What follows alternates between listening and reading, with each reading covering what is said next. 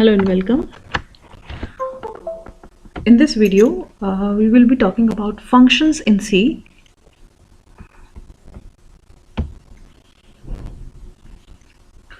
So, function is a block of code that performs a specific task. So, let's write it first and then try to understand that how we can say a block of code for a specific task.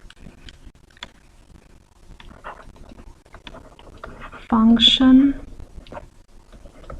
is a block of code that performs a specific. Suppose a situation, as a programmer, you have been given a job that you need to create one circle, and if specifically it is said that you have to create a blue circle, that means it contains two tasks. You have to create a circle and then you have to definitely color the circle. Okay, so I'm talking here about create and color circle. Function says that you can write a block of code which can individually or specifically can perform the task. So in this situation, we can divide it into two specific tasks like create circle and the other task is color circle, right? So individually we can create one function to create a circle and then we can write another function to color the circle. These both two functions will be independent block of code that will perform a specific task which is defined, that one function will only create a circle and another function will only color the circle when the circle is there, right?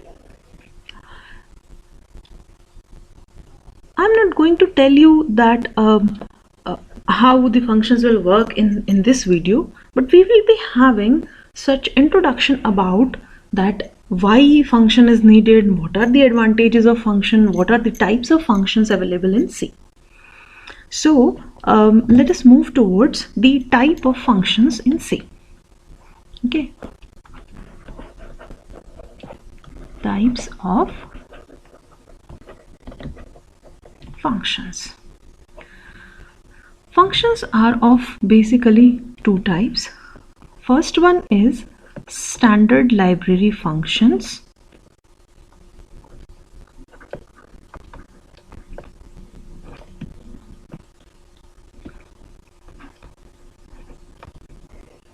And another is user defined function.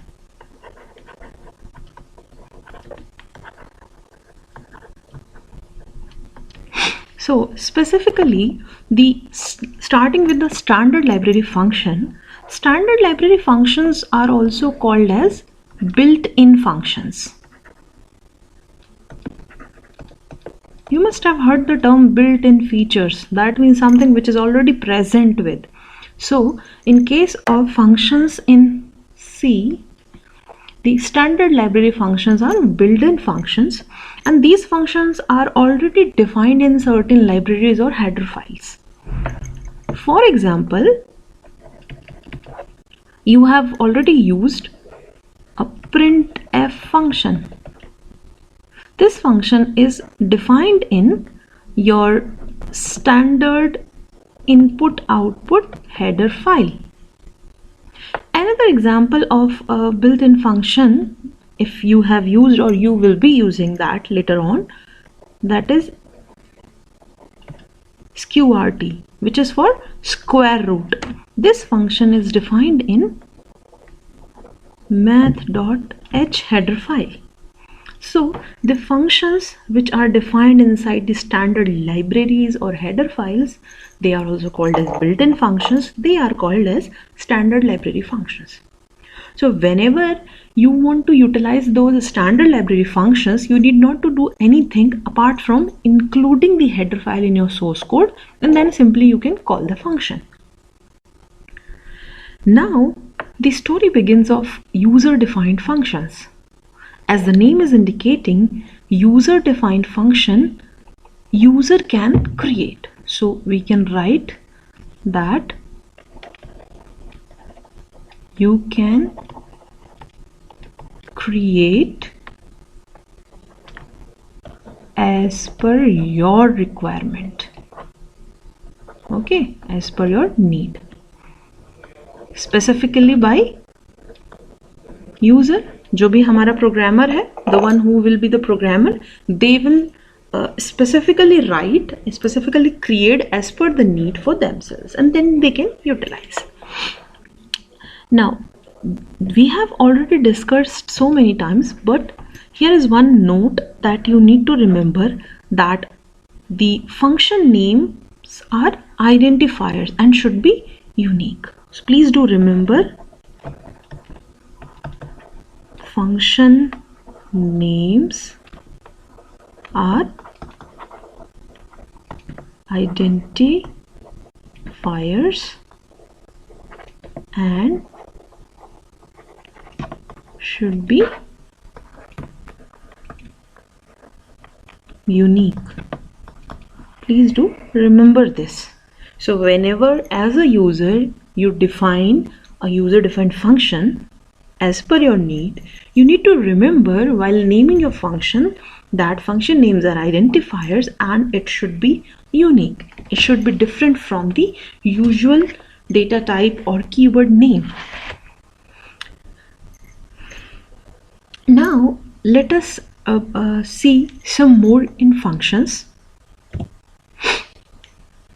that how a user-defined function actually works. This is the skeleton of the user-defined function. I have not written any function over here, but only I want to give the impact of that, how the function is written inside a program and how it is the control will flow.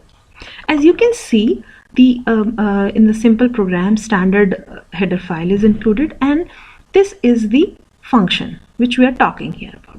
This function name. This function name user has to decide, but it is identifier, so you need to remember the clauses of identifier and the uniqueness.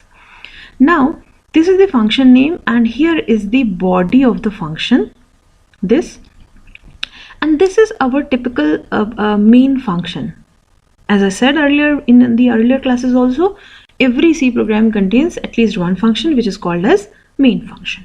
So what happens inside the main function, we will, by using this name, we will be calling the function. This is, here it is a function call. Okay. So what exactly happening over here, we have written declared somewhere the function with their body, as you can see here, while in our main code, whenever we encounter the function call which is encountered here, once the function call is done, the control will flow towards the body of the function, that what is written inside this function and what is the return time of the function. What in this example it is written void, so it will not return anything, but whatever written inside the body of the function, that will be executed. Once it is done, the control will come out from the loop, and the next line of code after the function call, that will start from here. Okay, this is the usual work of functions in case of user-defined functions. Definitely we will be understanding by some programming examples. Before that, let's know about some advantages of user-defined functions.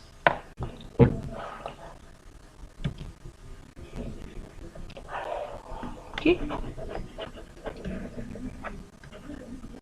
Advantages of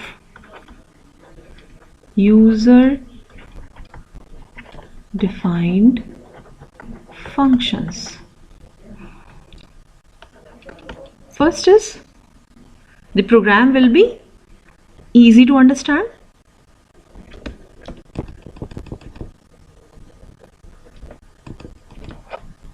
Understand, maintain, and debug. Why it is so? Because for a specific task we have a specific set of code, and if there is any problem and a specific functionality, we can look for that and maintain or debug that part. The second advantage is definitely the reusability of code.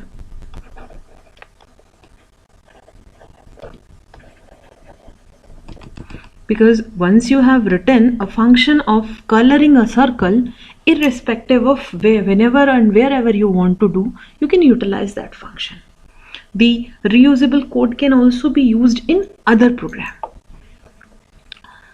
The third advantage is that large program can be divided into smaller pieces, right? A large program can be divided into smaller. So when we say a large program can be divided into smaller parts, that definitely the project can be divided among many programmers. Hence, project can be divided among many programmers. Now, the point is, when we can divide the things, then parallelly we can work upon that, the manpower can be utilized, and hence we will get the enhanced output in terms of functionality. That's all in this video. In next video we will be understanding how we can write the exact user defined function and how we can perform a function call. Thank you for watching.